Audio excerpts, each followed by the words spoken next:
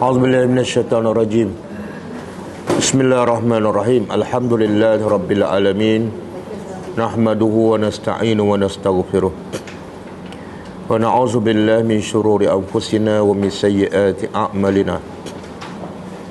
Man yahdihillahu fala mudilla lahu wa man yudlil fala hadiya lahu. Asyhadu an la ilaha illallah wahdahu la syarika lahu wa asyhadu anna Muhammadan abduhu wa rasuluh. Subhanaka la ilma lana illa ma 'allamtana innaka antal alimul hakim. Allahumma 'allimna ma yanfa'una wanfa'na bima 'allamtana wa zidna ilma. Allahumma ati anfusana taqwaha wa zakkiha anta khairu man zakkaha. Anta waliyuha wa maulaha. Rabbi yassir wa la tu'assir, Rabbi tammi bil khair, amma ba'du. InsyaAllah hari ini kita sambung tadabbur surah Al-An'am.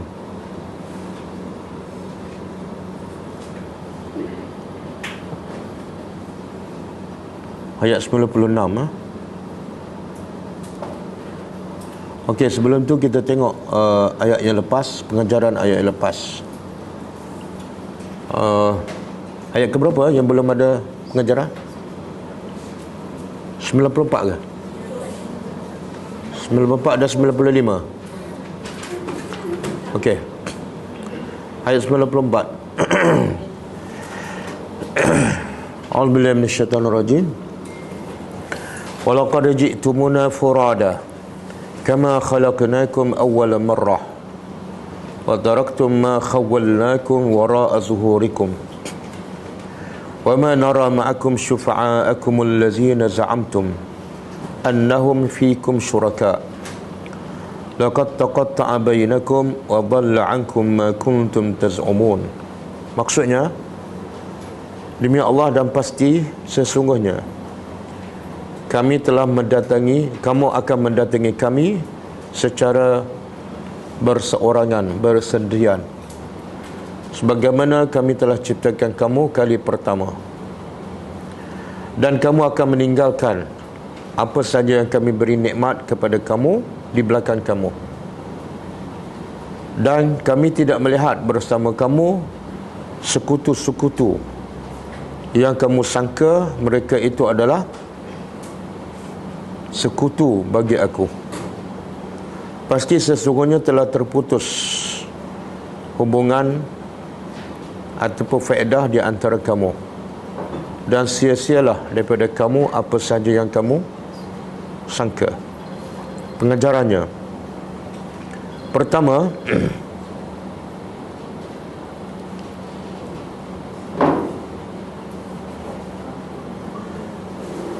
apa saja yang dimiliki oleh manusia semasa di dunia, apa sahaja yang dimiliki oleh manusia semasa di dunia, daripada harta, pangkat, anak isteri, semuanya akan ditinggalkan.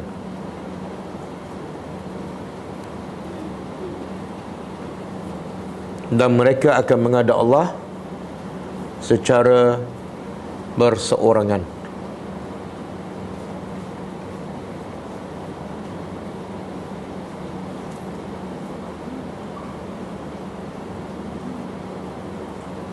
Yang kedua,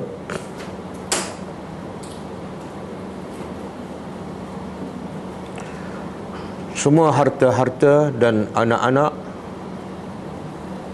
tidak akan memberi manfaat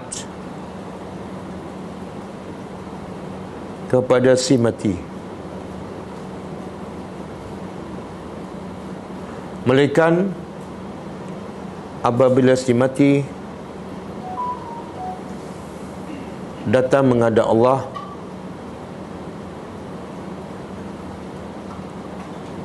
dalam keadaan hati yang bersih daripada syirik dan sifat-sifat yang mazmumah.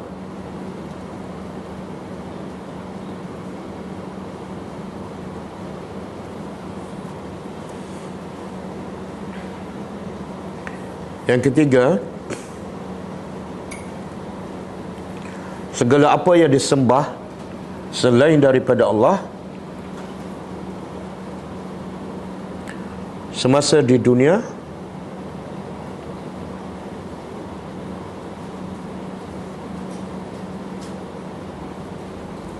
semuanya tidak akan memberi apa-apa faedah.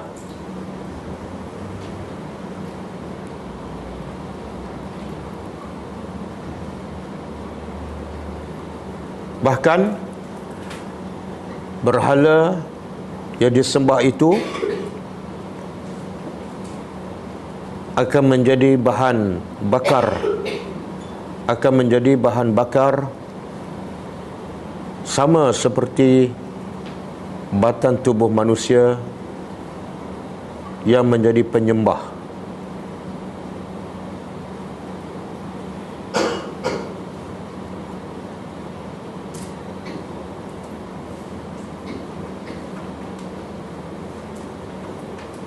Okey, ayat seterusnya.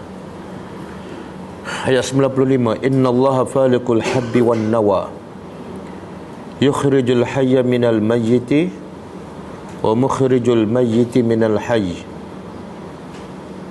Zalikumullahu fa anna tu'fakun. Maksudnya, sesungguhnya Allah yang menumbuhkan benih dan bijian, Dia yang mengeluarkan yang hidup daripada yang mati dan mengeluarkan yang mati daripada yang hidup. Itulah Allah. Maka bagaimana kamu boleh dipalingkan? Pengajarannya, pertama,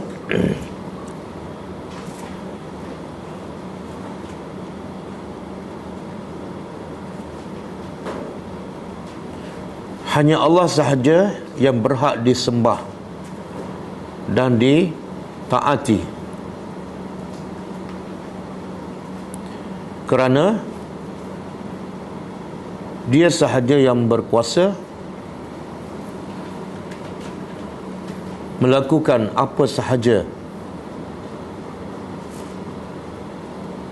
yang tidak mampu dilakukan oleh manusia.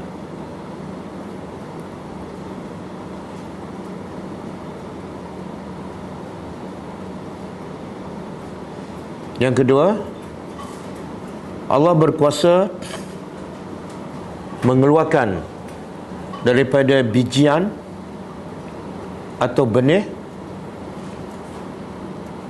yang mati menjadi tumbuhan atau pokok yang hidup.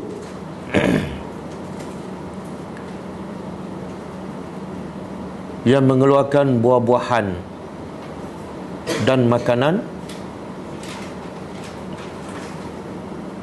yang berbagai bentuk dan rasa.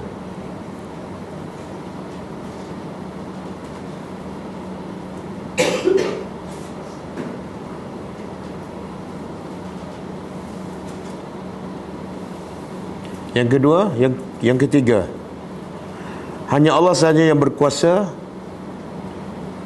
mengeluarkan daripada sesuatu yang mati menjadi hidup, dan daripada yang hidup menjadi mati, tanpa perlu kepada bahan ataupun masa.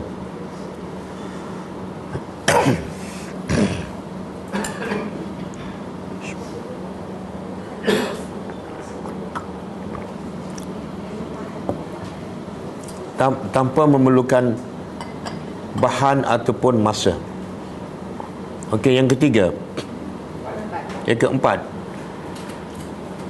hanya manusia yang bodoh dan tidak waras sahaja yang tidak dapat membezakan antara kebesaran dan kekuasaan Allah dengan makhluk yang memiliki 1000 kelemahan.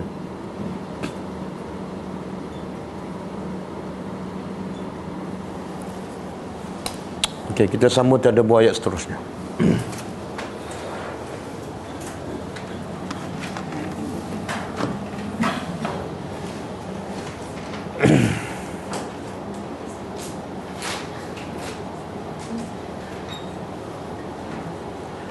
Okey, ayat hari ini Allah masih menceritakan tentang dirinya. Kalau sebelum ayat 95 Allah cerita pasal hari kebangkitan, iaitu manusia akan dibangkitkan secara perseorangan tanpa memiliki apa-apa. Jadi ayat 95 Allah ceritakan bukti bahawa Allah mampu mencipta kembali manusia walaupun manusia telah mati dan hancur. Yang kerana itulah manusia tak percaya kepada hari kebangkitan. Maka Allah buktikan bahawa walaupun benda itu dah hancur, dah tidak ada rupanya, tapi Allah berkuasa untuk mengembalikan seperti asal. Apa buktinya? Allah boleh mengeluarkan benih yang tidak ada rupa, tidak ada rasa, akhirnya keluar dalam bentuk berbagai-bagai jenis tumbuhan dan pokok dan berbagai-bagai buah bentuk dan rasanya. Okey, ayat hari ini pun Allah sambung lagi tentang bukti kebesaran Allah yang sepatutnya sudah cukup untuk manusia percaya bahawa Tuhan yang berhak disembah hanyalah Allah. Okay, a'udzubillahi minasyaitonirrajim. Falikul isbah. Falik sama dengan ayat 95. Apa makna dia? Apa dia? Falik mana membelah. Al-falku makna asyaqqu, membelah, kan? Jadi kalau ayat sebelum ni Allah membelah bukan membelah benih, tapi membelah tanah untuk keluarkan tumbuhan. Okey, sekarang Allah membelah apa ni? Dia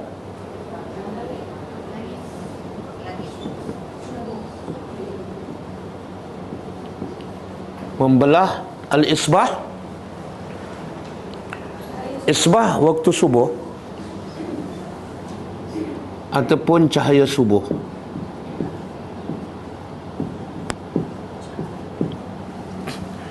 Apa maksud membelah waktu subuh?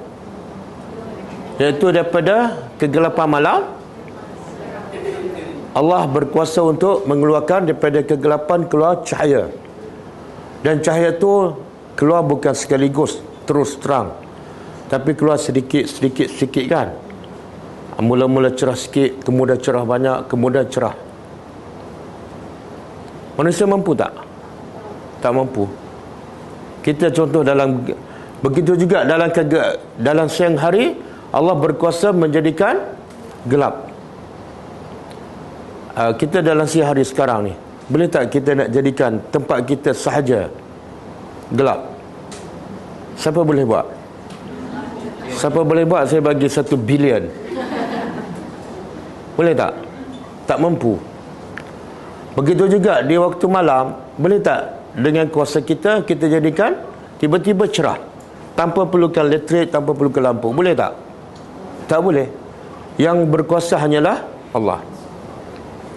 Jadi Allah mengeluarkan waktu subuh daripada kegelapan. Jadi di sini pertama menunjukkan apa? Menunjukkan apa? Tadabbur, kebesaran Allah. Yang kedua? Subuh.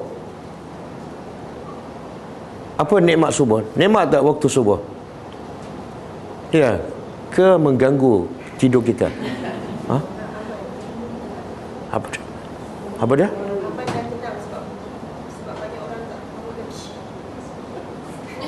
Tak, nikmat waktu subuh tu Allah tak akan buat kecuali ada, yang paling penting ada dua unsur. Pertama, menunjukkan kebesaran kehebatan Allah. Yang kedua, menunjukkan rahmat Allah kepada kita. Allah tak akan buat kecuali ada kebaikan untuk manusia. Jadi apa kebaikan subuh untuk kita? Sejuk, malam lagi sejuk. Ha? Apa dia? Ialah apa kebaikan? Kita boleh bangunkan mencari rezeki. Sebab kita di dunia hidup adalah hujan, kita perlu cari rezeki. Kalau cari rezeki di waktu gelap dengan waktu siang, mana lebih mudah? Waktu siang. Kalau Allah jadikan siang tu malam, cari rezeki semua waktu malam, susah tak kita? Susah. Jadi nikmat bila Allah jadikan waktu subuh. Tapi lebih besar daripada cari rezeki, nikmat waktu subuh lebih besar daripada cari rezeki apa dia? Beribadat. Apa dia beribadat apa? Solat subuh. Solat subuh berjemaah, apa kelebihannya? Solat subuh berjemaah bagi lelaki, apa kelebihannya? Perempuan tak tahu tak apa, lelaki jangan tak tahu. Tapi perempuan kena tahu. Sebab apa? Sebab suami dia lelaki dan dia ada anak lelaki tak? Dia kena bagi tahu. Siapa yang Nabi bersabda dalam satu hadis yang sahih, man shalla as-subha fi jama'atin fa ka'annahu qama al-laila kullahu. Siapa yang salat subuh berjemaah seolah dia salat sepanjang malam. Kalau malam daripada waktu maghrib pukul 7.30 kan, subuh pukul berapa? Seolah dia bangun malam, dia salat malam daripada waktu maghrib sampai subuh, walaupun sebenarnya dia tidur. Hanya dengan dia melakukan salat subuh berjemaah. Berapa minit salat subuh berjemaah? 5 minit. Ya Allah, baca surah apa ni? Dalam zuhur 5 minit, subuh pun 5 minit. Dia antara solat yang Nabi paling panjang baca solat subuh. Di antara 60 ayat hingga 100 ayat kalau Nabi solat subuh. Kalau kita semua 5 waktu, semua 5 minit. Makna tak ada surah lain kita baca kecuali 3 kul je. 3 kul. Imam pendek. Kita memang cari masjid yang imam baca pendek tu. Betul lah, kalau salat tarawih kita ada pilihan, imam yang baca panjang dengan imam baca pendek kan. Kita pilih yang mana? Itulah bukti. Itulah bukti. Sebab itulah masjid yang ramai jemaah salat tarawih, itu tanda apa tu? Imam baca pendek, cepat sudah kan. Okey. Jadi sebab keluar waktu subuh, kita boleh solat subuh. Dan bagi lelaki, dia akan dapat pahala solat sepanjang malam. Kalau malam tu ialah 8 jam, mana dia dapat pahala solat sunat malam 8 jam. Hanya pergi solat subuh berjemaah 10 minit. Besar tak kelebihan? Besar. Tak ada siapa mampu solat malam sepanjang malam. Tak ada siapa mampu. Nabi pun tidur juga, kemudian solat malam kan. Tak ada sepanjang malam, tak ada. Tiba-tiba Allah nak bagi juga pahala solat sepanjang malam. Cuma Allah minta pergi subuh berjemaah. Apa dia? Perempuan, solat terbaik bagi perempuan, solat terbaik bagi di rumah. Di rumah. Nak apa lagi? Tak, pahala tu tak sama ke kalau macam perempuan, sebab dia kat rumah sepanjang malam tu tak ada.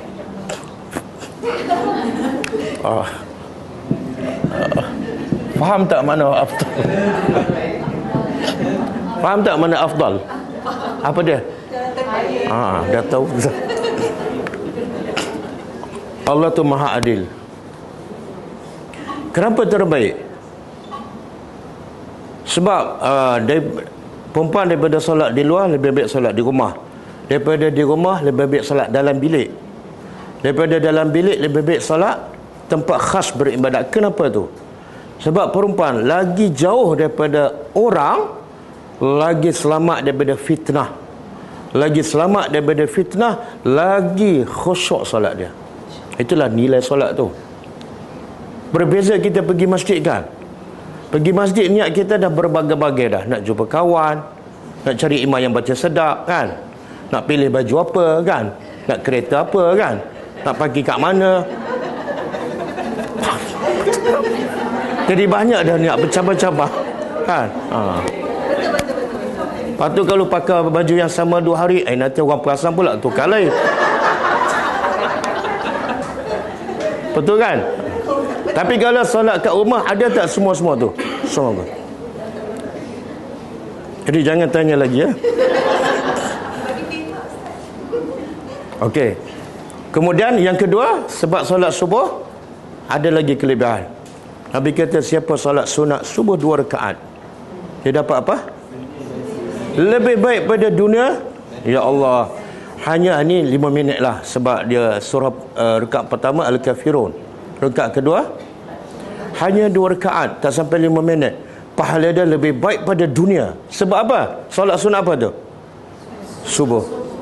Nikmat Allah jadikan waktu subuh, sehingga Allah bagi pahala yang terlalu besar. Apa lagi? Solat sunat isyraq. Kan? Apa kelebihannya?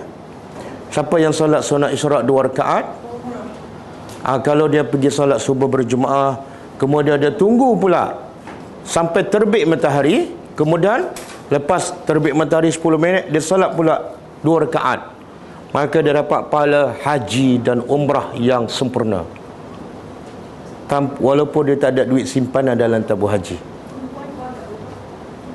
Perempuan afdal. Tak ada, saya baca fatwa Syekh Saleh Utsaimin, dia kata kalau perempuan solat subuh di rumah awal waktu, kemudian lepas subuh dia duduk atas sejadah, dia baca Quran, dia berzikir sampai terbit matahari. Lepas tu dia solat, lepas 10 minit dia solat 2 rakaat, dia juga akan dapat pahala haji dan umrah. Tapi syaratnya solat subuh awal waktu. Lepas solat subuh dia duduk kat situ. Jangan lepas solat subuh dia goremi sambil berzikir kan. Tak dapat. Sebab maksud dia menunggu sehingga terbit matahari. Okey. Tengok nikmat. Selain menunjukkan kebesaran Allah, nikmat waktu subuh, kan? Dan Nabi juga sebut siapa yang solat duha 2 rakaat seolah 360 sendinya bersedekah. Kita ada 360 sendi kan? Nabi tak belajar sains, tapi Nabi tahu. Kalau bilang sendi-sendi dalam badan kita 360. Sendi itu adalah satu nikmat yang wajib kita bersyukur. Dan kita tak mampu nak bersyukur dengan jumlah 360 sendi setiap hari. Tapi Allah bagi peluang untuk kita bersyukur, membalas nikmat Allah dengan 360 sendi hanya dengan salat duha 2 rakaat. Satu lagi, satu hadis sahih, Nabi kata siapa solat duha 4 rakaat, 2-2, maka Allah akan sempurnakan segala hajat dan urusannya pada hari itu. 4 rakaat.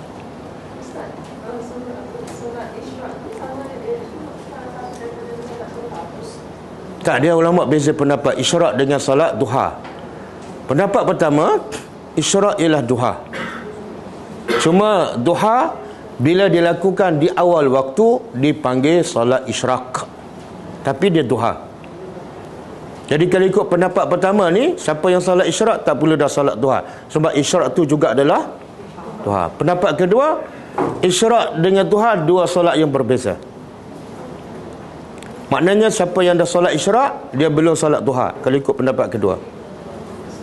Okey, nak pilih pendapat pertama kan, lebih untung kan, 2 in 1 kan. Pilih pendapat kedua. Okey, falikul isbah, kemudian waja'ala, dan dia menjadikan al-lail, malam, sakanan. Sakanan apa dia? Sakanan makna ketenangan, tempat rehat. Asal dia ketenangan.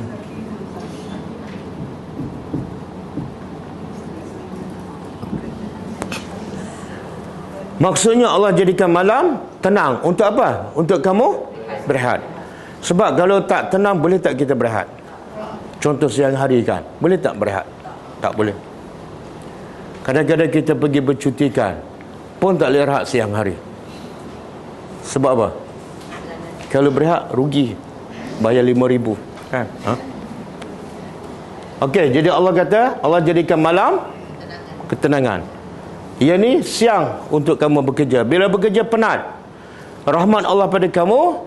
Kalau kamu siang pun penat, malam pun tak boleh berehat, besok pula nak bekerja, apa jadi dengan badan kamu? Okey, mungkin boleh mati. Maka Allah jadikan malam tu waktu tenang, gelap, supaya kamu betul-betul dapat rehat, supaya pagi besok kamu dapat tenaga yang baru. Rahmat Allah. Bolehkah? Cuba bayangkan kalau siang malam tu juga siang, apa jadi? Cuba buka surah ni, surah Al-Qasas ayat 72. Surah Al-Qasas ayat 72.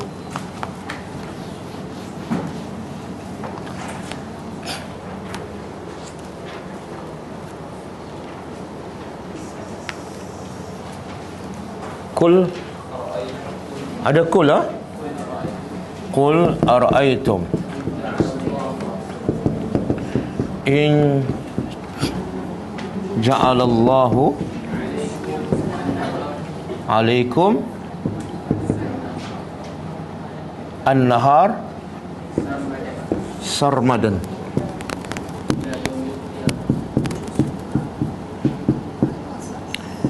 ila yaumil qiyamah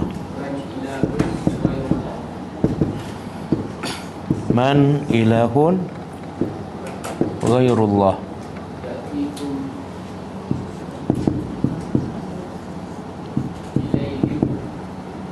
ilai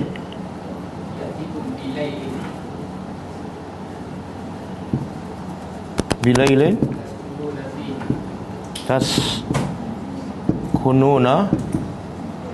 fihi afala tubsirun. Okey, surah apa ni? Al-Qasas ayat 72. Okey, cuba kita terjemah. Qul, katalah, bila sebut qul, siapa yang perintah? Dan kepada siapa? Kepada Rasulullah. Dan bila perintah pada Rasulullah, sebenar perintah juga kepada kita. Jadi Allah perintah pada Nabi, qul, bagi tahu. Dan Nabi laksana ke tanggungjawab tu? Apa bukti? Ayat ni sampai pada kita. Kalau Nabi sembunyikan, ayat ni tak ada. Okey, Allah kata, qul, wahai Muhammad, bagi tahu, ara'aitum, bagi tahu pada umat kamu, ara'aitum. Ara'aitum ni apa makna? Dia ara'aitum ra'a ni bermakna berfikir, bukan melihat dengan mata. Adakah kamu berfikir? Dan ada maksud dia, adakah kamu berfikir? Dan kalau kamu berfikir, bagi tahu aku hasil kamu berfikir. Bagi tahu apa? In ja'ala, in sekiranya, ja'alallah, ja'ala menjadikan, Allah, sekiranya Allah menjadikan, alaikum, ke atas kamu, an-nahar. Nahar lawan dia lail, siang. Sekiranya Allah menjadikan ke atas kamu siang hari, sarmadan. Sarmadan, selama-lamanya. Sampai bila? Ila yaumil qiyamah, sampai hari kiamat. Allah jadikan malam sepanjang masa sampai kiamat. Mana pukul 7 maghrib cerah, pukul 9 Isya cerah, pukul 12 tengah malam cerah, pukul 1 pagi cerah, sampai hari kiamat. Maka Allah cabar, man ilahun, man, siapa? Ilah, Tuhan, ghairullah, siapa Tuhan yang selain pada Allah? Ya'tikum bilailin, yang boleh bawa datang pada kamu malam. Sebab Allah dah jadikan siang tu sepanjang masa, pukul 12 tengah malam pun cerah. Okey, Allah cabar, siapa yang boleh membawa malam selain daripada aku? Kita akan jawab apa? Tak ada. Sebenarnya Allah bukan sekadar untuk bertanya. Allah bukan nak jawapan, sebab Allah dah tahu jawapan. Semua orang akan jawab, tak ada. Tuhan saja mampu. Tapi sebenarnya daripada soalan ni apa yang Allah nak? Ha? Yelah, lepas fikir itu apa dia? Apa makna syukur? Taat. Kalau kamu jawab, tak ada siapa yang boleh membawa malam kalau Allah jadikan semuanya siang, maka hanya dia sahaja yang kamu berhak sembah dan taatlah pada dia, sebab dia hebat. Dia jadikan siang pun untuk kamu, dia jadikan malam pun nikmat untuk kamu. Boleh tidur dengan nyenyak kan? Ini tidur nyenyak sampai tak bangun subuh. Betul tak? Berapa ramai? Patutlah hari cuti dengan hari bekerja, beza tak jalan raya? Hari bekerja jalan jam tak? Hari cuti? Kosong. Kenapa? Ha? Kenapa tak bangun? Sepatutnya jalan jam pukul berapa? Tak, sepatutnya. Tak. Sepatutnya jalan jam waktu subuh tu, pakat pergi masjid. Betul tak? Mana lebih besar rezeki dan nikmat? Kita pergi masjid, dapat rahmat, dapat keberkatan, dengan kita pergi bekerja di office. Mana lebih besar nikmatnya? Betul tak? Bahkan orang yang tak pergi masjid, Nabi nak bakar rumah. Rahmat pun jauh daripada Allah. Tapi akhirnya yang cari rezeki jalan jam, yang cari rahmat Allah jalan lengah je. Ha? Faham tak? Ha. Kenapa? Berbeza zaman Rasulullah. Zaman Rasulullah waktu subuh penuh masjid, walaupun masjidnya hanya daripada pelepah tamah. Tapi waktu bekerja, jalan Madinah tak jam. Betul pun tak ada. Sebab mereka cukup faham, mereka ni sedang menuju ke akhirat. Betul, akhirat apa dia? Masjid tu. Jadi kena pergi setiap hari jalan ke masjid. Sebab itu jalan ke surga. Bolehkah? Jadi didiklah diri kita, bagi tahu suami, bagi tahu anak lelaki. Kan? Kadang-kadang kita ni tak pergi masjid sebab apa? Mak bapak kita tak didik. Betul tak?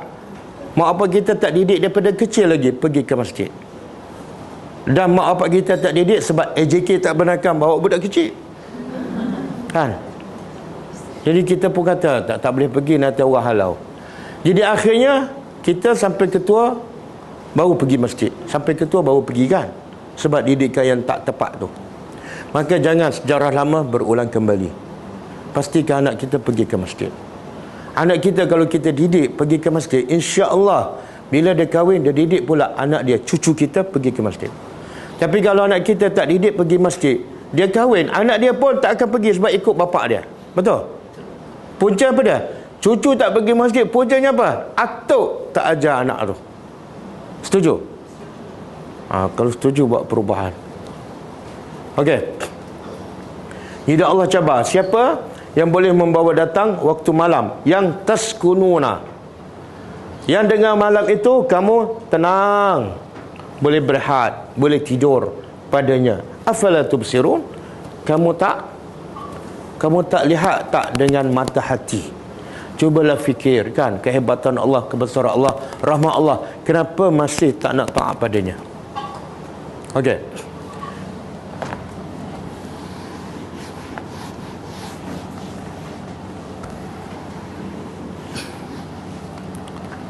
Okey, kemudian Allah jadikan apa? Wasyamsa, dan matahari. Wal qamar, dan bulan. Husbanan. Husbanan jamak kepada hisab. Hisab dah jadi bahasa Melayu kan? Ilmu hisab. Dia kalau bahasa Melayu apa dah? Ilmu hisab. Ha? Ilmu hisab dululah zaman saya dia pakai ilmu hisab. Ilmu pun bahasa Arab, hisab pun bahasa Arab, kan? Sekarang dia pakai apa? Matematik. Matematik bahasa apa? Kenapa tak pakai bahasa Melayu? Cakap berdegar-degar, takkan Melayu hilang kat dunia. Mula-mula pakai bahasa Arab, lepas tu bahasa Inggeris. Pakailah bahasa Melayu, ilmu kira-kira kan. Betul tak? Pelik betul orang Melayu ni. Okey. Allah jadikan matahari dan bulan husbanan. Sebagai apa?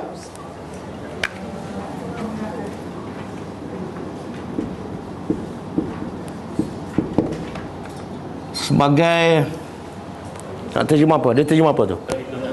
Ha? Sebagai perhitungan, sebagai tempat untuk menghitung.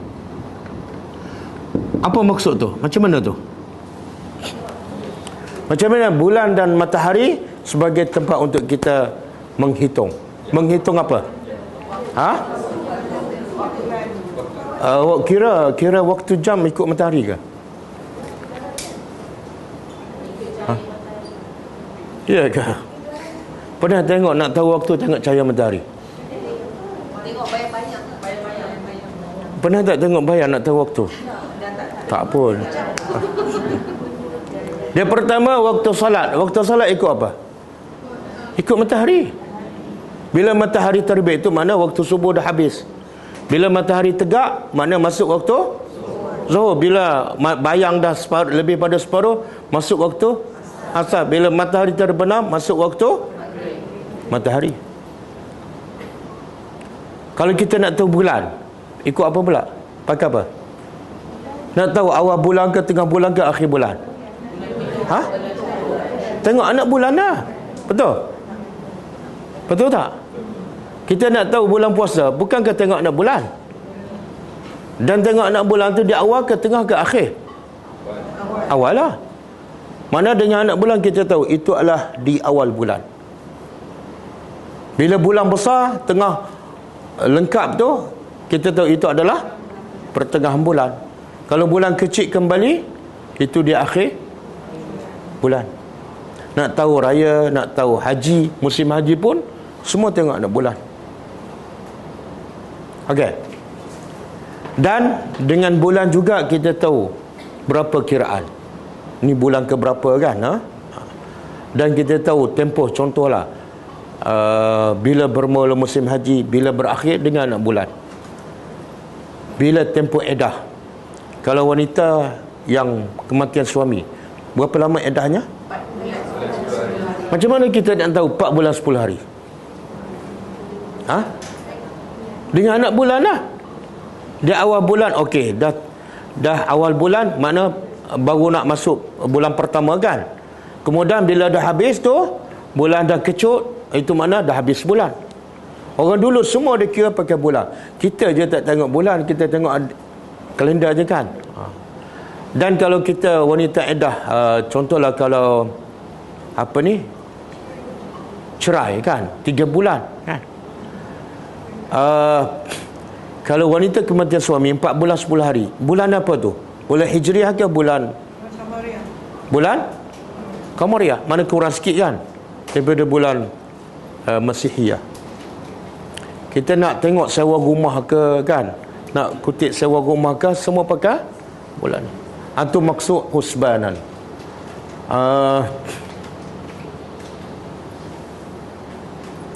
Cuba tengok surah Al-Baqarah 179. Yas'alunaka anil ahillah. 179 ke 189? 189. Yas'alunaka anil ahillah.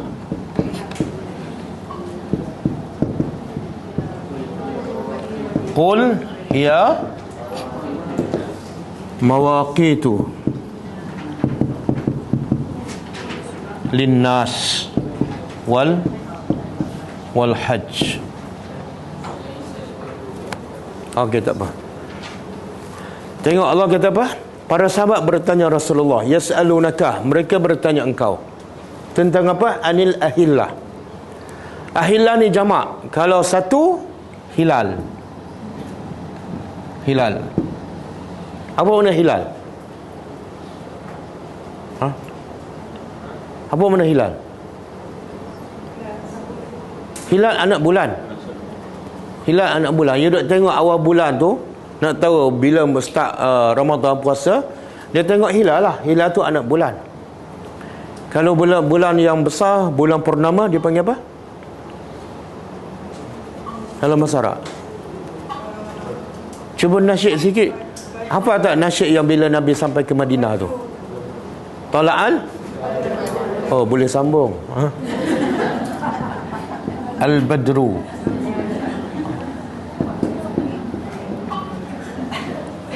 Jadi kalau hilal, anak bulan. Kalau Al-Badru, bulan purnama. Yang bulan penuh tu. Habis Al-Qamar apa dia? Al-Qamar bulan umum. Bila sebut Al-Qamar, dia umum. Mungkin dia hilal, mungkin dia Al-Badru. Okey? Jadi para sahabat mereka bertanya engkau tentang anak-anak bulan. Maka Allah perintah pada Nabi. Nabi pun tak tahu. Melainkan setelah Allah bagi tahu. Qul, katalah wahai Muhammad, anak-anak bulan itu mawaqitu, adalah untuk menentukan waktu linnas kepada manusia.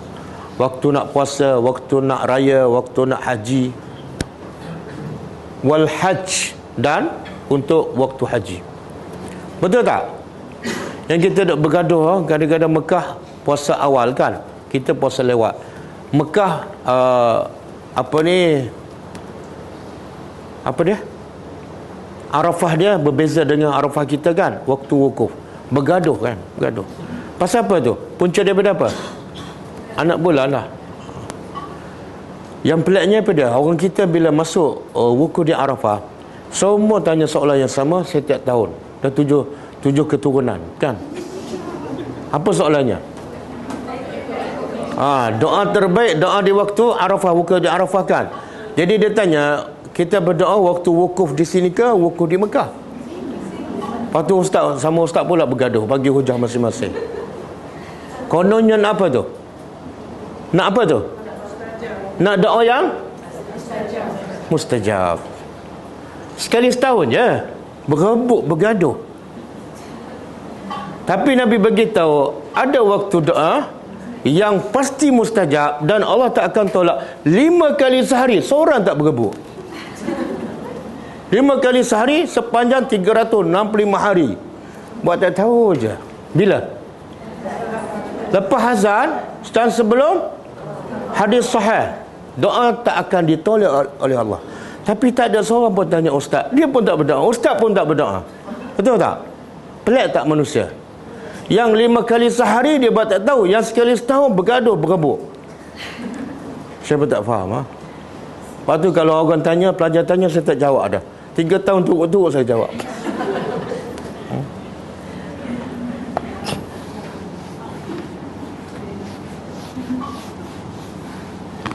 Okey, kemudian zalika. Demikian itu takdir. Takdir dah jadi bahasa Melayu kan? Kalau terjemah, ketetapan. Demikian itulah Allah jadikan malam tu ketenangan, bulan dan bintang, matahari dan bulan sebagai tempat perkiraan, dan Allah mengeluarkan waktu subuh. Semua itu adalah ketetapan dari siapa? Al-Aziz, yang maha perkasalah. Al-Alim, lagi maha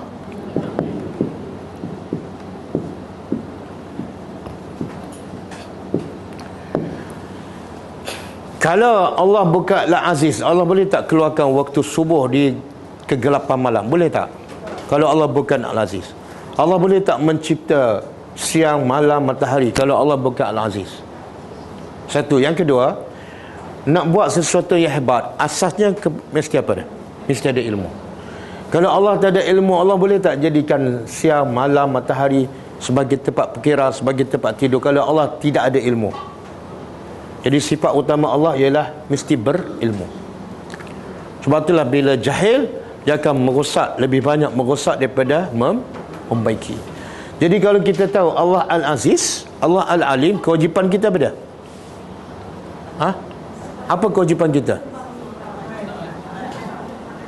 Tadabburlah Al-Quran kan? Sebab semua yang dalam Quran datang daripada Al-Aziz Al-Alim. Sangat bodoh manusia, dia tak tadabbur perkataan Al-Aziz Al-Alim, tapi dia tadabbur perkataan guru dia. Dia fanatik pada pendapat guru dia sampai bergaduh. Guru dia ada tak sifat Al-Aziz? Tak ada. Ada tak sifat Al-Alim? Kadang-kadang banyak kesilapan. Okey, habis. Kemudian Allah bagi tahu lagi nikmat dan kebesaran Allah. Wahwa,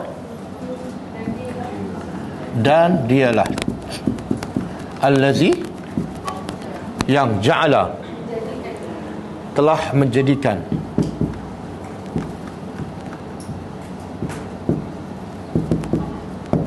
lakum,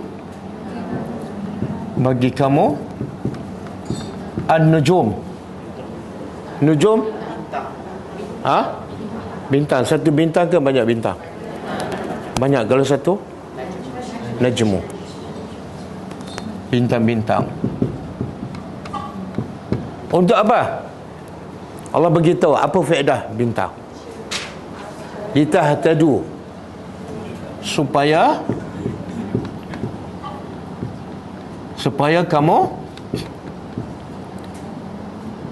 tahtadu makna berpandu dengannya. Bila tu? Fiz zulumat, dalam kegelapan. Albar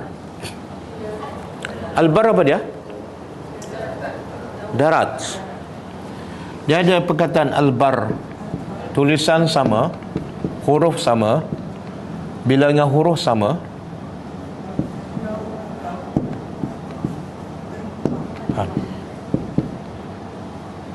Tapi yang berbezanya apa? Ba. Yang ni al-barru, yang ni al-bur, yang ni al-bir. Huruf sama, yang berbeza baris ba. Kalau ba baris atas makna lain, ba baris depan makna lain, ba baris bawah makna lain.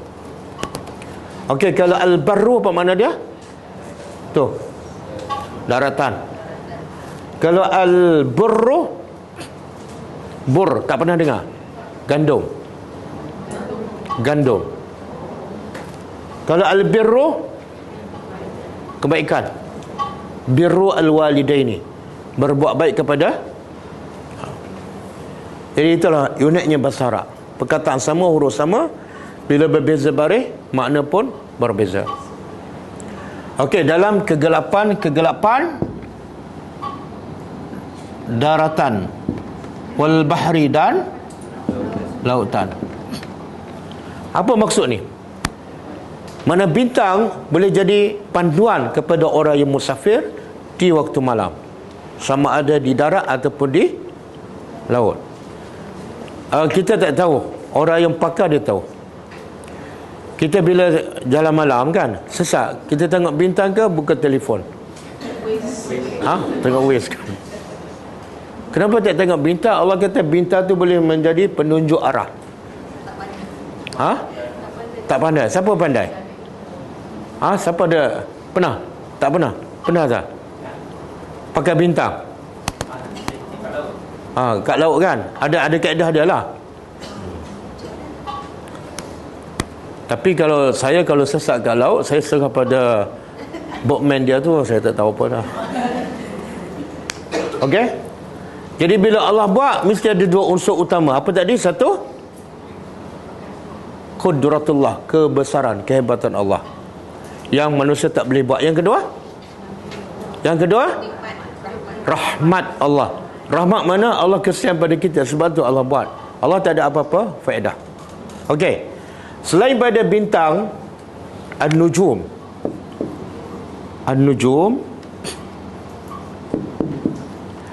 satu sebagai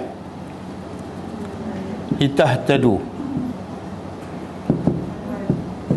sebagai panduan. Ada lagi faedah lain bintang. Allah sebut dalam Quran. Apa dia? Apa dia? Sebelum tu, Az-zina. Perhiasan. Perhiasan kepada apa? Langit. Ada dalil? Dalil surah apa? Surah ni selalu baca dan selalu tak perasan. Surah apa? Al-Mulk. Cuba baca. Oh, tak hafal lah.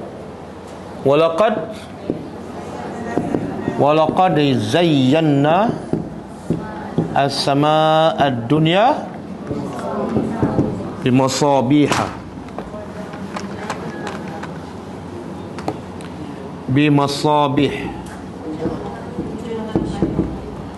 wa ja'alnaha rujuman lisyayatin. Surah apa ni? Al-Mulk. Okey. Allah kata pasti sesungguhnya zayyana, kami telah hiaskan. Hiaskan apa? As-sama' ad-dunya, langit. Apa makna langit dunia? Dunia ni mana? Dekat. Mana langit ada 7 lapis. Yang paling dekat dengan kita langit apa? Yang pertama tu dia panggil as-sama'ud dunya. Dunia makna langit yang paling dekat. Sebab itulah langit kedua ada tak bintang? Mana tahu, tak pernah sampai pun. Tapi tak adalah, sebab logiknya Allah nak hiaskan untuk kita. Kalau langit kedua kita tak nampak kan. Okey, kami hiaskan langit dunia bimasabih. Masabih itu asalnya lampu, misbah. Tapi sebenarnya dia bintang. Allah nak bagi tu bintang tu seumpama lampu. Jadi bila hias, mana langit tu cantik tak? Sebab tu beza tak kita tengok langit yang ada bintang dengan langit yang tidak ada bintang? Beza tak? Mana bila tak ada bintang, langit tak cantik. Betul kan? Di situ juga pengajaran apa dia? Bila kita hias sesuatu, bila kita hias sesuatu, bila dia tak cantik lah. Betul kan? Kalau dah cantik, hias buat apa? Sebab tu Allah kata kami hiaskan langit. Sebelum dihias, sebelum ada bintang, langit tu tak cantik. Okey? Jadi siapa yang berhias, dia asalnya memang tak cantik. Setuju? Sebab tu lah orang lelaki tak pernah berhias. Orang lelaki sentiasa cantik. Handsome. Okey, yang ketiga, apa faedah nujum? Wa ja'alna, dan kami jadikannya rujuman, alat untuk rejam, kan? Pernah dengar tak wanita bila berzina dah berkahwin hukumnya rejam? Daripada perkataan itulah, rejam sampai mati. Jadi Allah jadikan bintang salah satu tujuan untuk merejam syaitan. Bila tu? Di peringkat awal bila turun wahyu, Allah turunkan wahyu, syaitan mencuri dengar. Bila curi dengar, Allah rejamnya dengan syihab. Syihab tu macam taib bintang lah. Taib bintang. Okey. Jadi sekarang bintang ada 3 faedah. Satu, litah tadu. Yang kedua az-zina. Yang ketiga rujum. Berdasarkan dalil ni. Tapi ada satu lagi kegunaan yang disalahgunakan. Yang ni 3 ni betul. Tapi ada satu lagi, yang keempat, yang hukumnya boleh jadi syirik. Apa dia? Nujum. Nujum 4 belalang. Tilik nasib. Tilik nasib pakai bintang kan? Dia tengok lahir tahun berapa, kemudian dia ramalkan, ini kamu akan jadi jutawan. Tapi bila dekat dah nak matilah. Boleh? Ada tak orang kita ramal nasib ni? Tilik nasib. Itu boleh membawa kepada syirik. Okey.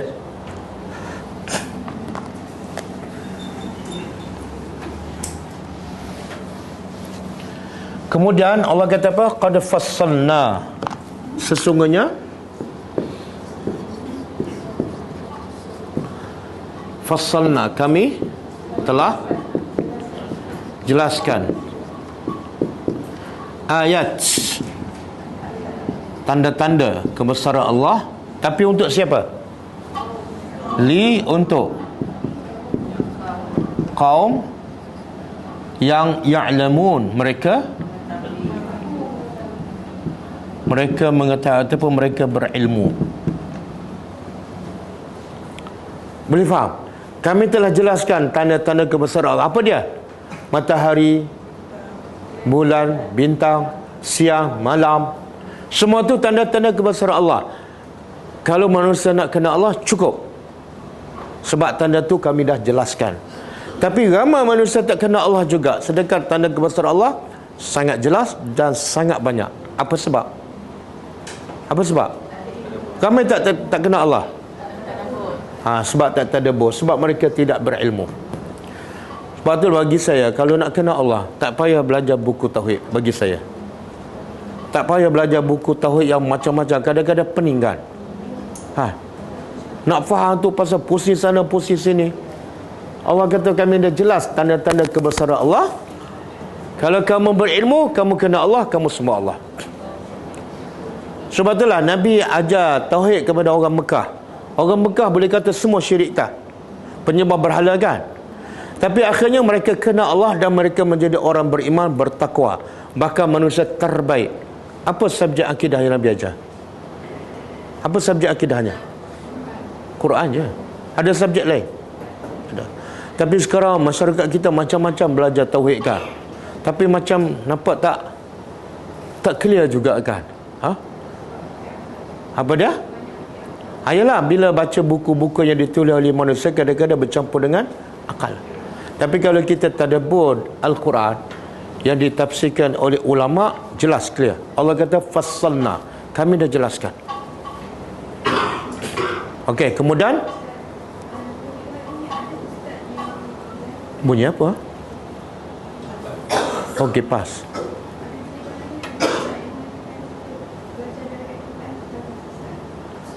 Oh, ada seorang barber tu, barber.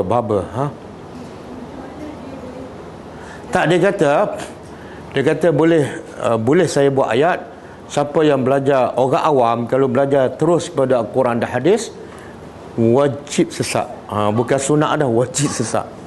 Dia keluarkan fatwa wajib sesat. Apa maksud dia? Dia kata kalau orang awam belajar direct daripada Al-Quran dan hadis, wajib sesat. Satu, kenyataan tu tak ada dalil pun. Kita nak keluarkan hukum wajib ke sunat, mesti ada dalil. Apa dalil belajar direct dengan Quran sesat? Apa dalil? Saya nak tanya, ramai tak yang orang Cina, India baca Quran terjemahan direct? Dengan sebab tu dia masuk Islam, ramai tak? Dia orang awam ke ulama? Awam. Bahkan yang takut nak baca Quran direct ni sampai mati tak dapat hidayah Allah. Nampak tak? Kita boleh setuju kalau dia baca ayat-ayat yang memang sukar difahami. Itu perlu bertanya. Allah pun sebut, bertanyalah orang berilmu kalau kamu tak faham. Tapi banyak ayat Quran yang mudah difahami, orang awam baca. Saya pernah dengar Cina daripada Radio Hakim. Dia kata poin untuk saya masuk Islam bila saya baca Quran terjemahan. Dia orang awam, orang kafir lagi. Sebab Quran ni hudan untuk nas.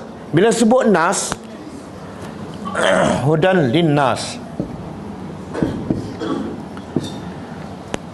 Bila sebut nas, orang awam ke orang khusus? Ulama ke ustaz?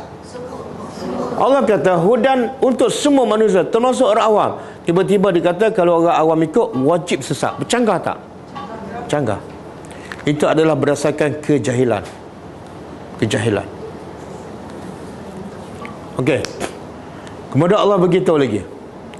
Dan bila kita belajar tadabbur kan, dan bila saya mengajar tadabbur, saya bukan direct baca Quran terus terjemah. Tak. Saya baca daripada tafsir-tafsir ulama, bukan direct daripada Al-Quran. Lepas tu kalau saya tak baca tafsir, saya tak akan buat kelas. Saya akan cancel kelas. Sebab ini kata-kata Allah. Mana boleh pakai akal dan logik kita je. Tak boleh. Okey. Wa huwal ladzi, dan dialah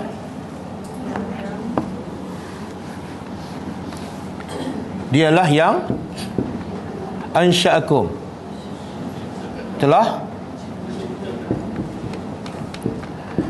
mencipta kamu, Min nafsin, dari nafsin wahidah, satu dari jiwa yang satu. Siapa? Siapa ni jiwa yang satu?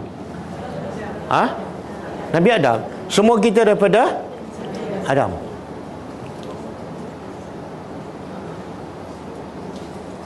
Ada setengah orang berbangga sebab dia keturunan Nabi Muhammad. Kita bagi tahu dia, saya keturunan Nabi Adam atas sikit. Kan? Dan Nabi Muhammad apa keturunan? Nabi Adam. Jadi Allah kata dia menciptakan kamu daripada jiwa yang satu. Apa yang Allah nak beritahu ni? Apa yang Allah nak beritahu? Kehebatan Allah. Daripada seorang keluar berapa? Berapa? Semua daripada Adam, betul tak? Mula-mula keluar Hawa, lepas tu Qabil, Habil, lepas tu sekarang membiak. Semua berasal daripada seorang. Dan seorang tu pula daripada apa? Daripada tanah. Kita tak boleh kan? Boleh tak buat sesuatu daripada tanah? Tak boleh. Kemudian fa mustaqarrun. Lalu mustaqarrun. Apa makna mustaqarrun? Apa dia?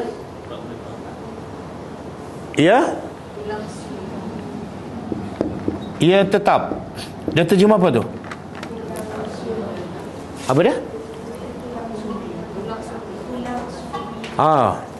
Tak, masa asal makna mustaqarrun tetap. Cuma huraian dia tu tetap di mana? Ada kata dalam rahim wanita, ada kata dalam sulbi lelaki. Itu banyak tafsirannya. Kita terjemah dulu harfiah dia. Wa mustauda', dan mustauda' apa dia?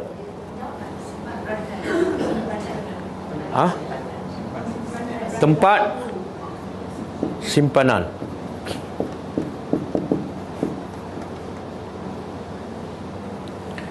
Apa maksud ni? Dalam tafsir berbagai, dia kata mustaqarrun. Ada kata itu benih wanita dalam rahim, benih aimani lelaki dalam rahim wanita. Itu mana mustaqarrun. Mustauda' aimani lelaki dalam sulbi dia sebelum dia keluar. Okey, yang tu rahim, dalam rahim wanita, yang ni dalam sulbi lelaki. Ada ulama mentafsirkan terbalik. Mustaqarrun dalam sulbi lelaki, betul dalam terjemahan.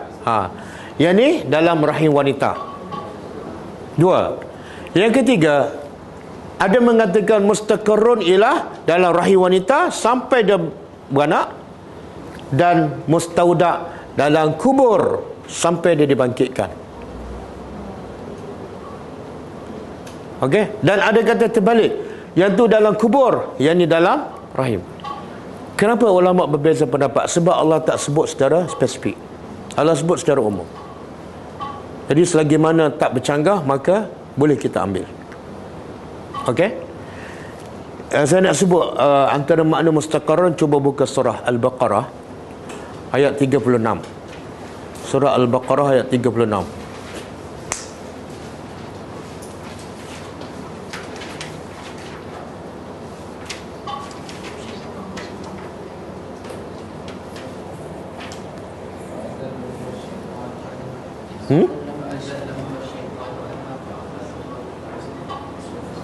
Ada mustaqarrun kan?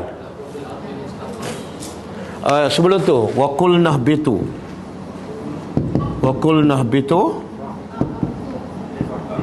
ba'dukum li ba'din aduwwun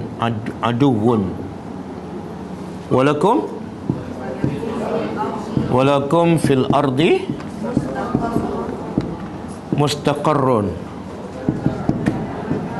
wa mata'un ila hin. Okey. Bila Adam makan buah dalam surga, maka Allah keluarkan dia kan. Allah kata apa? Wa qulna. Kami berkata, ihbitu. Keluarlah. Keluar daripada apa? Surga. Ba'dukum, sebahagian kamu, li ba'din, kepada sebahagian lain, aduwwun, musuh.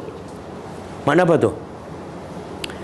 Bila Allah perintah keluar, ada pendapat mengatakan yang keluar bukan Adam dengan Hawa sahaja, tapi keluar juga syaitan.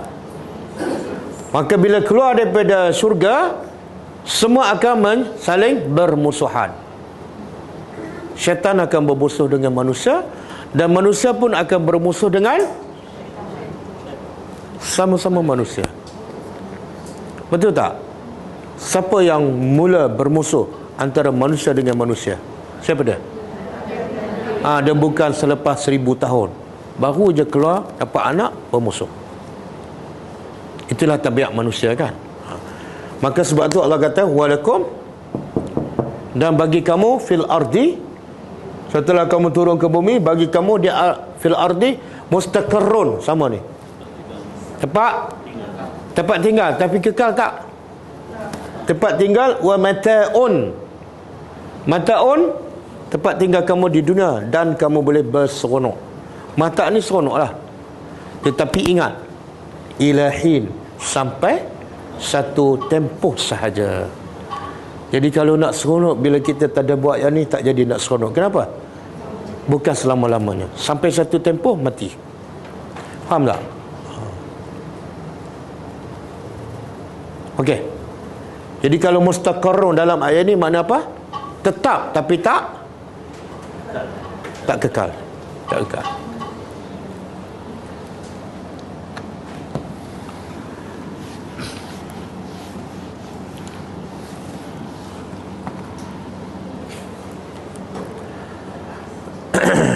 Qad fassalna, sesungguhnya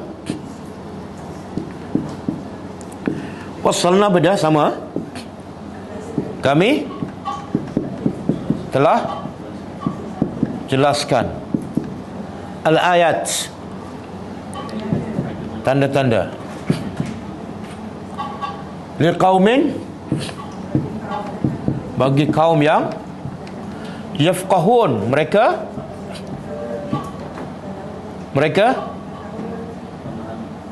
memahami. Tengok sini Allah kata liqaumin ya'lamun, sini Allah kata liqaumin yafqahun. Apa beza?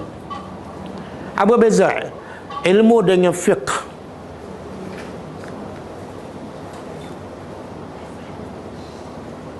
Kan ada satu hadis Nabi kata apa? Ma yuridillahu bihi khairan yufaqihu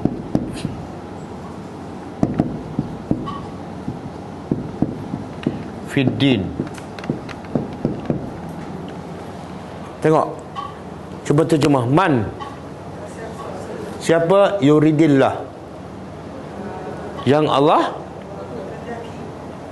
kehendaki, bihi, dengannya, dengan orang tu. Siapa yang Allah nak orang tu khaira, baik. Siapa yang Allah nak orang tu baik, apa Allah buat pada orang tu? Yufaqihu fid din, Allah bagi kefahaman. Yufaqih daripada yafqahun, bukan yu'allim. Yufaqih makna faham lebih mendalam. Kalau yu'allim, tahu secara umum. Jadi Allah akan memberi kefahaman mendalam dalam bab agama. Boleh faham? Maknanya siapa yang tak faham agama, siapa tak faham Quran, itu petanda apa? Allah tak nak dia jadi baik. Allah tak nak jadi baik.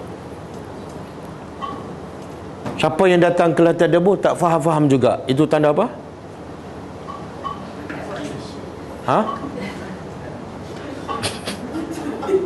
Dia datang terdebur, tapi bila tanya sama dengan jawapan orang yang tak datang. Itu pun tanda juga. Lepas tu kadang-kadang orang yang datang ni, dia kena sampaikan. Nabi kata kadang-kadang orang yang mendengar, orang yang menyampaikan, dia sampai pada orang yang lebih faqih pada dia. Yalah, tahap kefahaman manusia berbeza. Kadang-kadang dia cerita pada orang yang lebih faham, orang tu akhirnya jadi ulama. Dia tak jadi ulama. Ada kan? Jadi tak penting. Yang penting apa dah? Yang penting kita faham juga, walaupun tak mendalam. Nampak tak? Ha? Jadi jangan berbangga kalau ada harta banyak, sebab itu bukan tanda Allah nak kita jadi baik. Tapi tanda Allah nak kita jadi baik, kita semakin faham Al-Quran, semakin faham sunnah Nabi. Okey? Jadi beza di sini apa dia? Sini ya'lamun, sini yafqahun. Saya nak tanya, antara kita nak faham ciptaan malam, bulan, matahari, bintang, dengan ciptaan manusia yang berbagai-bagai peringkat, daripada air mani kepada seketul darah, seketul tulang, seketul daging, kan? Mana lebih susah untuk kita faham? Ha? Oh, faham tak soalan saya? Kenapa tak jawab? Ha? Soalan saya, mana lebih untuk kita faham tentang ciptaan matahari, bulan, Allah jadikan siang, pagi, dengan kita nak faham proses ciptaan manusia tu? Ha? Yalah, kita nak faham macam mana daripada air mani, lepas tu jadi tulang, lepas tu jadi darah, kan? Allah boleh tak nak jadi daripada air mani terus keluar jadi orang tanpa perlu proses? Boleh, kan? Kenapa Allah buat proses tu? Ha? Allah nak tunjuk kebesaran dia. Tapi ramai tak, bila dia berfikir tentang proses kejadian dia semakin kena Allah, semakin cinta. Ramai tak yang macam tu? Tak. Sebab apa? Sebab dia tak berfikir, dia tak yafqahun. Faham? Jadi bila nak faham tu lagi susah, Allah guna perkataan yafqahun. Bila nak faham sesuatu senang sikit, Allah guna ta'lamun. Boleh faham? Jadi kalau kita tak faham juga kebesaran Allah, kita bukan orang yang yafqahun. Kita tak faham juga tentang kebesaran Allah pada ciptaan bulan, matahari dan sebagainya, kita bukan kaum yang berilmu. Kita masih jahil. Okey, boleh faham? Okey. Ada soalan? Mana sahabat kita ni yang selalu bertanya ni? Sahabat kita lalu bertanya. Ha? Oh, tak sihat. Rasa lain bila dia tak ada.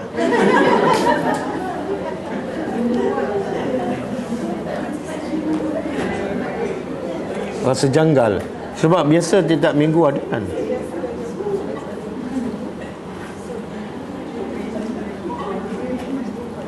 Okey, ada soalan?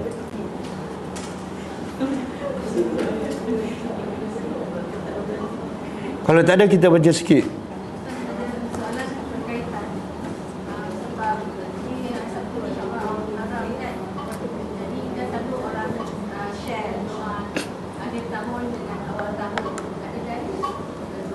Doa awal tahun dan akhir tahun tidak ada dalil.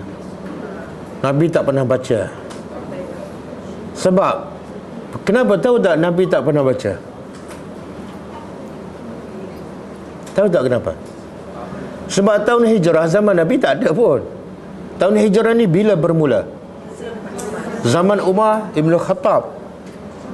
Jadi macam mana Nabi nak baca? Tak ada pun satu Muharram. Awal hijrah tak ada pun. Dan Nabi berhijrah pun bukan bulan Muharram, bukan bulan Muharram. Itu satu. Yang kedua, Umar yang mencipta tahun ni, Umar pun tak baca, Osman pun tak baca. Mereka jauh lebih hebat daripada kita. Mereka lebih faham agama. Tapi kenapa mereka tak baca?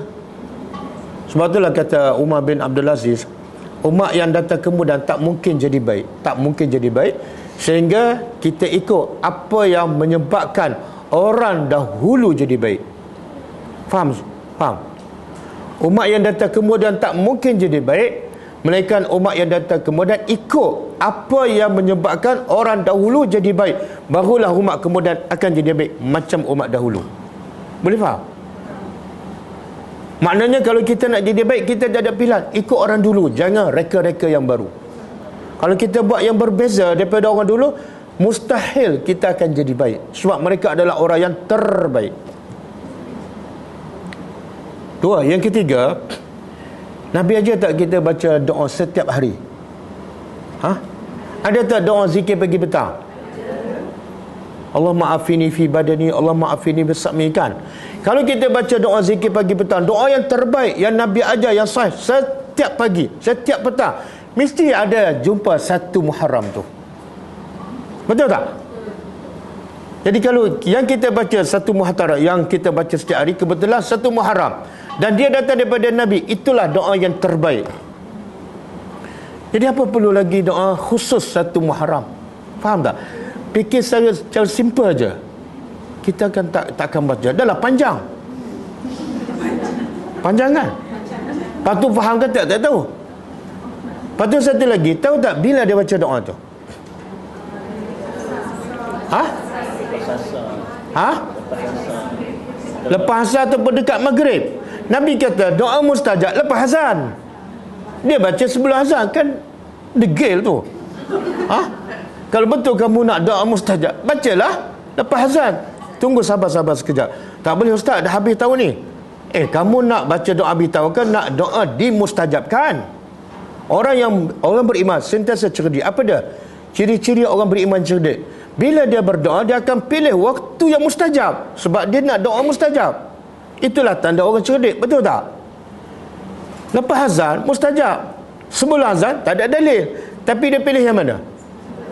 Sebenarnya kamu nak ni untuk apa? Semata-mata nak baca doa akhir tahun. Bukan nak doa dimustajabkan. Bila faham?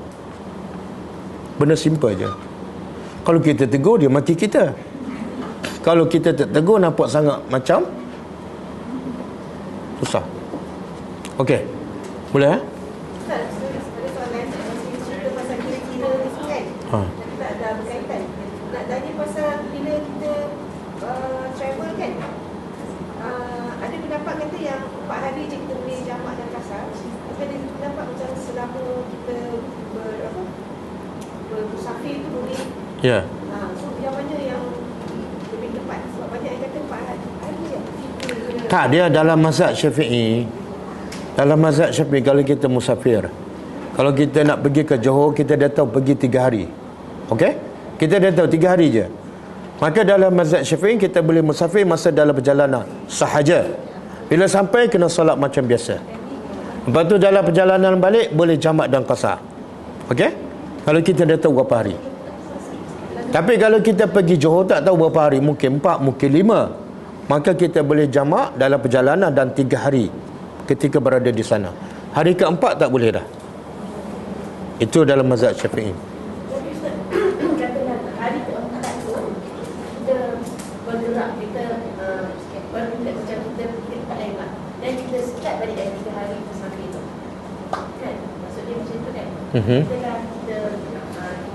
Kita hanya boleh musafir 3 hari. Maksudnya 3 hari tu kita boleh buat solat jamak dan sebagainya. Tapi katalah hari keempat, hari kedua kita bergerak ke satu tempat. So kita start balik lah yang musafir punya tu dibenarkan lah. Dan kalau kita pakai mazhab Syafi'i, susahlah sikit nak kira tu. Tapi senang.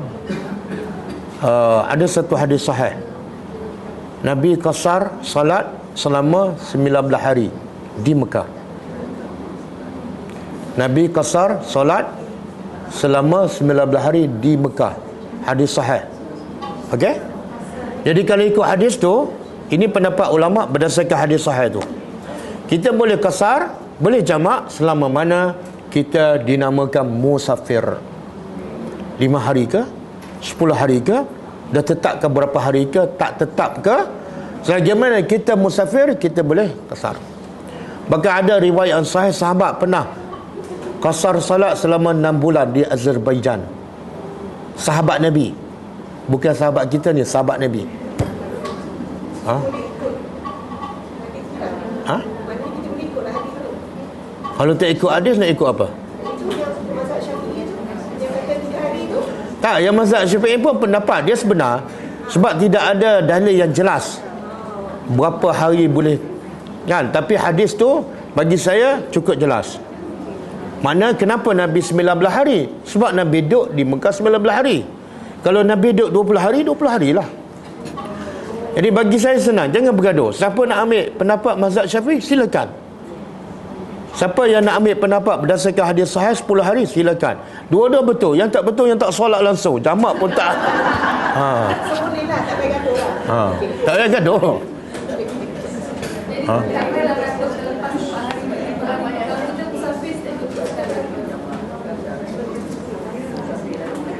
Okey.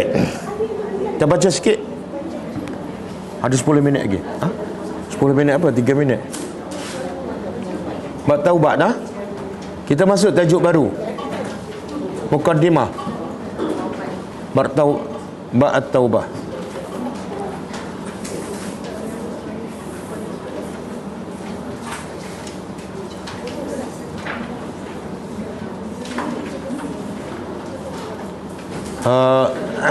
Okey. Dalam buku tu dia cerita apa? Ha? Dia cerita apa?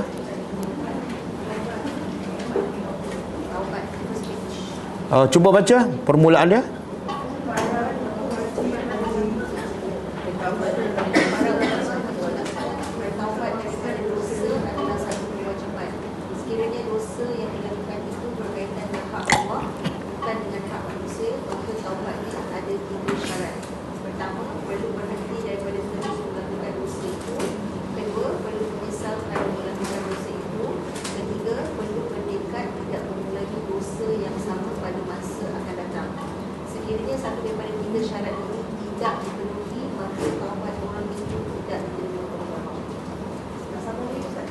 Sambung.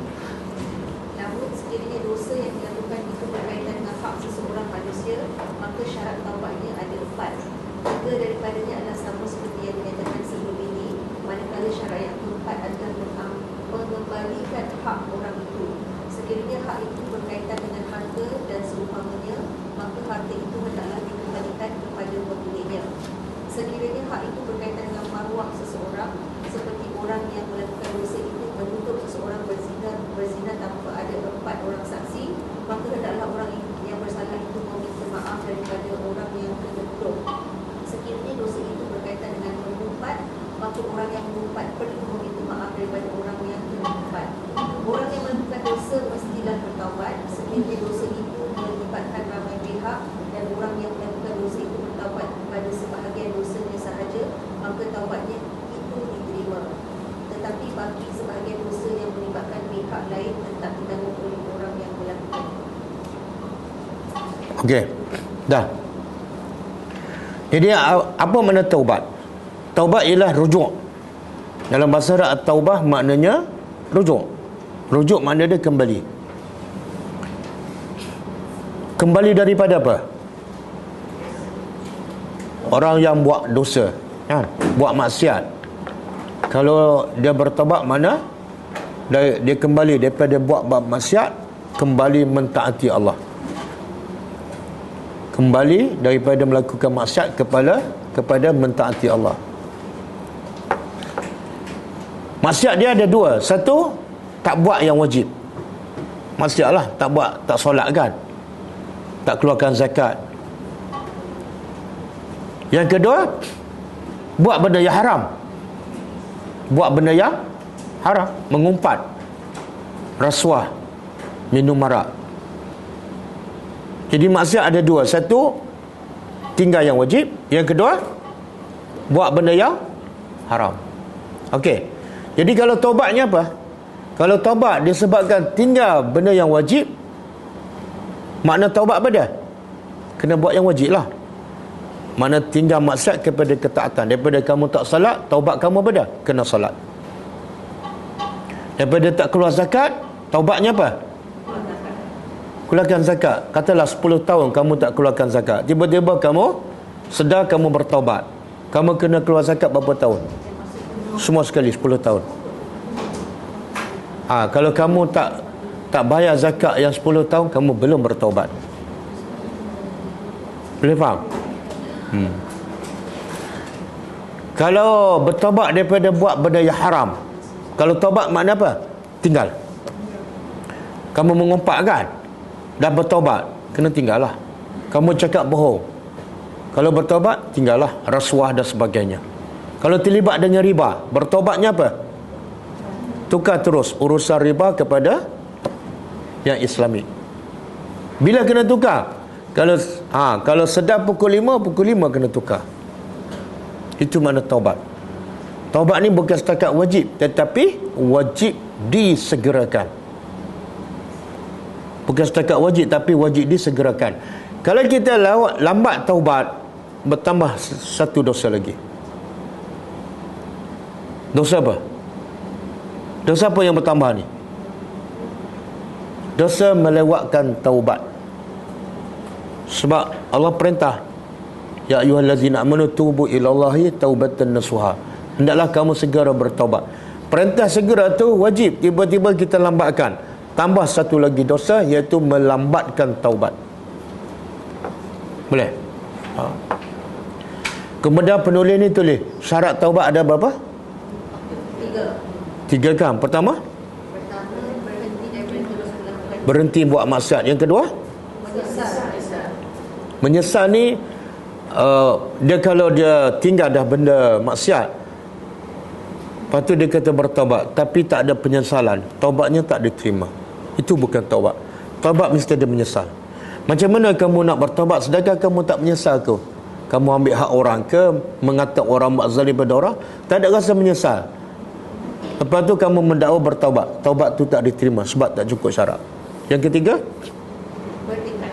bertekad. Apa maksud bertekad? Berazam. Dia kena ambil apa saja langkah yang menjauhkannya daripada mengulangi dosa. Contohlah, dia suka berkawan yang suka mengumpat kan. Dia nak tinggal dosa mengumpat tu, dia kena berazam untuk tidak mengulangi. Salah satu caranya, jangan dekat dengan kawan ni. Kalau jumpa dia mesti mengumpat, maka jangan dekat. Bukan putus hubungan, bukan. Elakkan daripada selalu berjumpa. Kalau nak tanya khabar, telefon cukup. Boleh faham? Kalau ahli keluarga sendiri. Ha? Ahli keluarga sendiri. Kita mengumpat dia ke dia mengumpat kita? Tak, kita mendengar conversation yang ini mengata orang ni, dia mengata orang ni. Contoh-contoh. Okey, kewajipan pertama, Nabi kata apa? Bila kita seseorang itu melihat kemungkaran, kewajipan pertama, cegah dengan tangan. Tangan tu maksud kuasa lah. Kalau kita ni orang tua, yang mengumpat tu anak, kita boleh cegah. Kita kata diam. Cegah dengan kuasa. Banyak macam katakan contoh makcik A dengan makcik B, tapi datang rumah macam bercerita, macam tu. Macam kata dia. Okey. Makcik tu lebih tua pada kita lah. Semua yang lebih tua. Nabi kata cegah. Pertama, dengan kuasa. Bila kita ada kuasa. Yang kedua, kalau tak boleh dengan kuasa, dengan lidah. Cakap dengan penuh hikmah. Makcik, sebenarnya itu kita dah mengumpat orang. Boleh tak tukar tajuk lain? Berani tak cakap? Ha? Berani kerana benar. Sebenarnya bukan masalah makcik mengumpat tu, tapi masalah kita pun 2 kali 5 je. Kita ni terlalu lemah kan. Nak tegur benda yang jelas haram, dan kalau kita tak tegur, kita pun akan berdosa sama. Sebab dalam satu kaedah kata al-mustami' kasyarik. Orang yang mendengar umpatan sebenar adalah rakan kongsi, sama-sama dapat dosa. Jadi kalau kita diam je kat situ, kita akan dapat dosa mengumpat walaupun kita tak mengumpat. Jadi kita ada pilihan. Pertama, tegur dia dengan cara berhikmah. Pilihan kedua, kalau tak berani tegur, bangun. Minta maaf, saya ada hal. Ditanya apa hal? Hal lah. Dia tak perlu tahu hal kita kan. Sebab kalau kita duduk, kita akan terus berdosa bersamanya. Ustaz, kalau macam family meeting, discuss family issue, bincang pasal hal keluarga lah. yang bermasalah. Okey, kalau tengok tujuan kita bincang untuk apa? Untuk membaiki dia, bukan untuk mengaibkan dia. Itu tak apa. Itu dia panggil al-islah, untuk mendamaikan. Jadi bila nak mendamaikan, kita kena bincang dengan orang yang tertentu. Bukan semua orang. Orang tertentu yang ada autoriti. Dan tujuannya nak cari solusi bagaimana kita nak tegur dia, nak pimpin dia. Itu tak apa. Dan jangan lebih daripada yang sepatutnya. Mula-mula nak tegur bab ni kan, lepas tu cerita pula lain. Dia tu memang bawa kereta laju, tak ada kaitan pun. Jangan. Kadang-kadang kita tambah-tambahkan. Tak boleh. Okey? Jadi kalau kita meeting untuk membincangkan cara nak menegur kawan kita, itu tak dinamakan mengumpat. Mengumpat ni lebih kepada apa? Nak mengaibkan dia.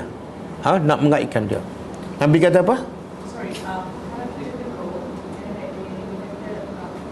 claim kita berlagak bagus. Maksudnya dia tak tegur kita, kita akan kelak. So, macam mana? Dari teguran jadi Kalau kita tegur, dia kata kita berlagak bagus. Lepas tu? lepas tu dia terus tak terima, dia terus tak berkawan. Tak, sebenarnya kita tegur dia, kita pertama sekali kita tegur dia sebab apa? Sebab kita sayang pada dia. Itulah makna kawan sebenar. Kita nak dia tahu bahawa dia buat tu adalah salah. Okey? Sebab kita sayang. Tapi sebab kita tegur, kerana kita sayang pada dia, dia sanggup putus hubungan. Itu masalah dia. Masalah dia. Tapi kalau kita nak jaga hubungan sampai kita tak tegur dia, kita zalim pada dia. Kita nak dia terus berada dalam dosa. Itu bukan kawan. Bercakaplah benar walaupun apa? Pahit. Kenapa nak jaga hati kawan sampai kita rela dia berada dalam maksiat sepanjang masa? Tak. Tegurlah. Okey, boleh Jadi mengumpat ni apa dia? Zikruka akhaka bima yakrah. Kamu sebut tentang saudara kamu yang dia tak suka, walaupun betul. Payah tu, payah. Sebab tu nanti dia akan sebut ni, kalau kita mengumpat orang, syarat bertaubat tambah 1. Tadi 3 kan? Yang keempat apa dia? Kalau kita mengumpat dia, kena jumpa dia minta halal. Saya dah mengumpat awak, saya minta maaf. Kalau dia tak maaf, nasib kita lah. Kalau kita kata saya mengumpat awak, dia pun tanya, mengumpat pasal apa ni? Kena sebut, saya mengumpat awak ni memang lembab lah. Kalau dia marah, tak apalah, biarlah, daripada kita dimalukan di hadapan khalayak ramai di akhirat besok. Okey? Beranilah untuk mengelak daripada kita diaibkan di khalayak yang lagi ramai. Kalau orang yang diumpat tu dah meninggal, Dan meninggal, kita minta ampun pada Allah supaya Allah ampunkan dosa dia dan ampunkan dosa kita. Itu je. Ada pendapat mengatakan kita sedekah atas nama dia, semoga Allah ampunkan dosa kita. macam hutang pun sama kan? Macam Hutang pun sama. Kalau kita hutang dengan orang, tambah satu syarat, kena pulang balik duit tu yang kita ambil. Kalau dia mati, kena bagi pada pewaris dia, anak dia, cucu dia. Kalau tak jumpa, dia pindah, semua hilang alamat, kita kena sedekah niat atas nama dia. Barulah taubat kita diterima, insya-Allah. Okey, cukup kita sambung minggu depan, insya-Allah, hari Khamis ke Jumaat? Jumaat ya.